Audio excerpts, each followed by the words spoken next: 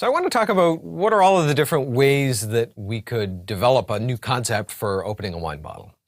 And I'm going to use this as an example to get at concept.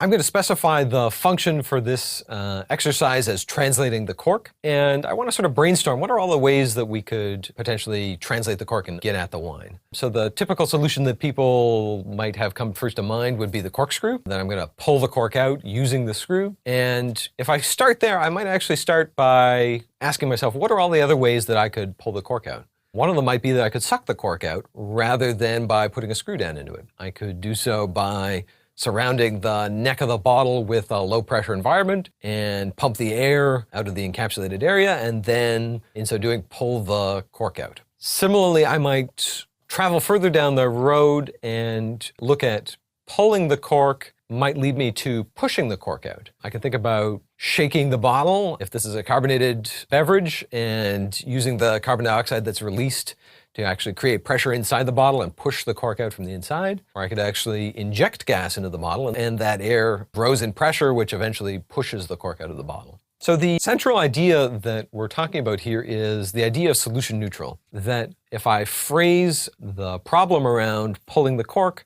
versus around translating the cork, one of those statements is more solution neutral than the other. Cork translating leads me to a broader set of ideas than if I had talked about what are all the ways that we could pull the cork out of the bottle. This is often discussed in the context of requirements. I would prefer to write requirements that are solution neutral because I believe that they're going to give more flexibility to the designer, that they're not going to prescribe the solution. And that flexibility might actually be useful when I'm trading off between different elements of the system. So all else equal, I would prefer to write a spec around cargo transporting than I would to write a spec around trucking. I'd prefer to refer to food heating than I would to broiling.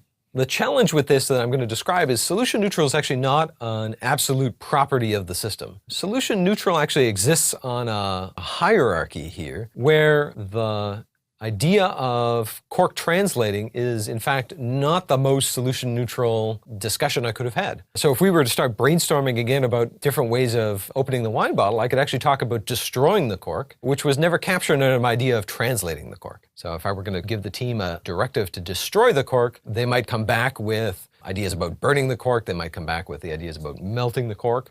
I could even go further up the scale. I don't necessarily need to translate or destroy the cork. I could actually talk about, well, how are we going to open the wine bottle, which might lead me to ideas about, well, we could breach the wine bottle or we could break the wine bottle to get at the wine. That I could sort of travel further up the scale of solution neutral, and I might create a problem specification around accessing the wine rather than around translating the cork. So the purpose of this discussion is to highlight that choosing the initial problem statement or choosing the initial function and operand around which the system is specified is actually a huge lever for the architect, and that there's a variety of different degrees of solution neutral that we can choose. That this is not an absolute property, but it's actually a big spectrum.